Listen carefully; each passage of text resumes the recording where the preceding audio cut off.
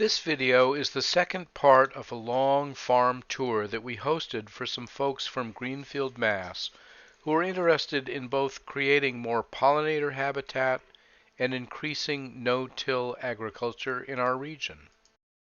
The high tunnels on Astarte Farm are an integral part of our pollinator habitat program. By keeping flowering plants in them for as long as possible, we extend their attractiveness to pollinators just as we use the tunnels to extend our growing season. The protected environment in there also offers a refuge for beneficial insects from the increasing volatility of New England's weather. By planting pollinator habitat both in and around the tunnels, we have eliminated the need for even any allowed organic sprays, and it is important to note that those allowed sprays can indeed harm beneficial insect populations. Trying to get a picture of these three humps because there's three beds here, and then it just shows you what that much foot traffic during the season can do to your soil. You know, where it doesn't do more, yeah, frankly. yeah.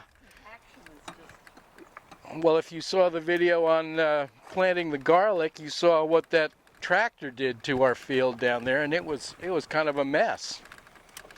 And also, I like to point out these little odd areas here. We always keep pollinator plants in as many of these little spare, don't want to grow a crop, can't grow a crop area. So on every end of all of these greenhouses, we have some kind of pollinator plants, either volunteers self-seeded or things that we put in there because we like the look of it.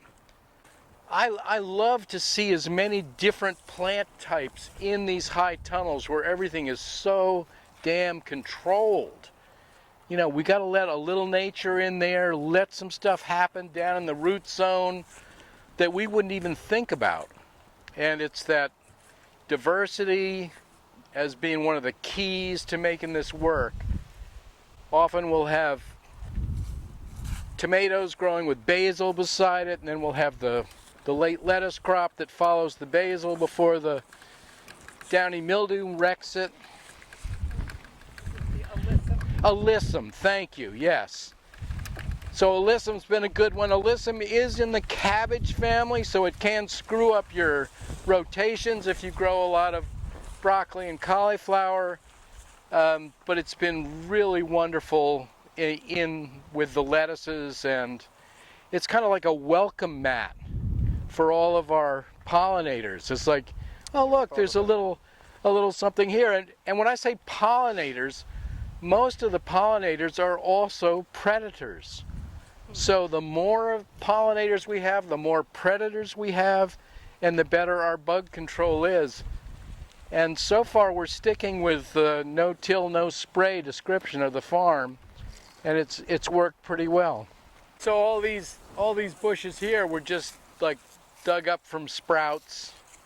We've done quite a bit of that. Just, you know, you see something you like, a summer sweet or something that's attracting a bunch of pollinators, and move them around. This is more of that, you know, odd space pollinator habitat. I really like having it close to the high tunnel because this starts getting just a little too industrial for me. It's too clean. I want more wildlife in there. Alyssum is great in lettuce. Really good in lettuce. And in fact, we had a perennial ground cover in that second house, stone crop, sedum, and we got a red variety, and it just made a very shallow root system. Really helped out. It'll go through droughts, you know, sedum, tough as nails. So this is obviously a shot from much earlier in the year showing nasturtium and alyssum at the end of a high tunnel row of cucumbers.